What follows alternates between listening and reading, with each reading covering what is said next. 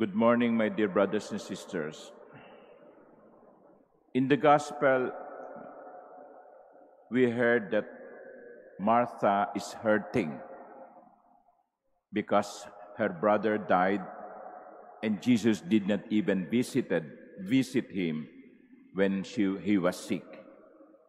That's why when Martha saw Jesus, she said, "Lord, if you had been here, my brother would not have died." There is pain in those words. May sama ng loob. Mga kapatid, okay lang naman kung sumama ang loob natin sa Diyos. Si Martha, ganun din ang naramdaman. Parang ang pakiramdam niya ay pinabayaan siya, iniwan sila ni Jesus. At kung babalikan natin ang buhay natin, siguro meron din mga ganung pagkakataon na sumama ang loob natin sa Panginoon. Hiniling natin na gumaling ang ating mahal sa buhay, pero namatay din. Humihingi tayo ng mabuting trabaho, pero hindi ibinibigay. Dumating yung trahedya sa buhay mo, iniwan ka ng asawa mo, nasunugan kayo. Yung mga ganung bagay, nakakapagpasama ng loob. At okay lang po kung sabihin niyo sa Panginoon, "Panginoon, nagtatampo ako sa iyo." But you see, even if Martha was hurting, she did not lose her faith. She remained a believer. But my brother would not have died if you were here. But even now, I know that whatever you ask of God, God will give you. Masama ang loob ko, Panginoon, pero naniniwala pa rin ako sa kabutihan mo. That was Martha, the sister of Lazarus and Mary. May sama ng loob, pero hindi nawalan ng pananampalataya.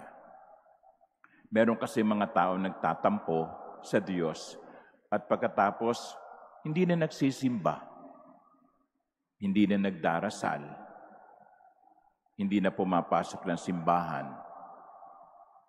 Hindi ganon si Martha. May sama siya ng loob, pero hindi siya umalis. Hindi siya nawalan ng pagtitiwala. And what was the response of Jesus to all this? Jesus meets her in her pain. Sinalubong niya yung sama ng loob ni Martha, hindi ng galit, kundi pag-unawa. Sabi ng Panginoon, "Your brother will rise."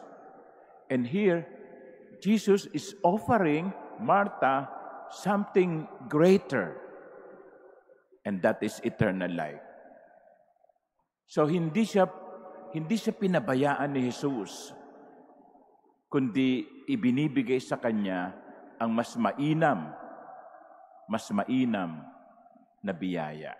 You know, if you look back, in your experience, you will see that many times when our prayers have not been answered, something better comes along.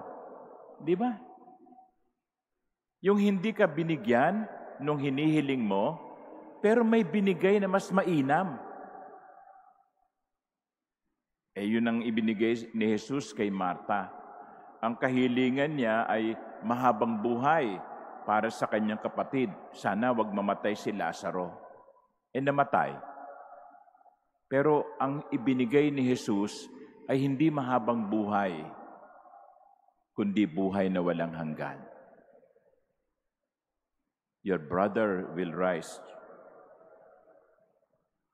Whoever believes in me, even if he dies, will live. And anyone who lives and believes in me will never die. Alam nyo, ganun talaga ang Diyos. Kapag tinanggihan niya ang ating dasal, hindi nangangahulugang hindi tayo mahal ng Diyos, kundi ibibigay niya ang mas mainam. Paniwalaan natin yon. Let us believe in that. Jesus, God, will always give us the best. Amen.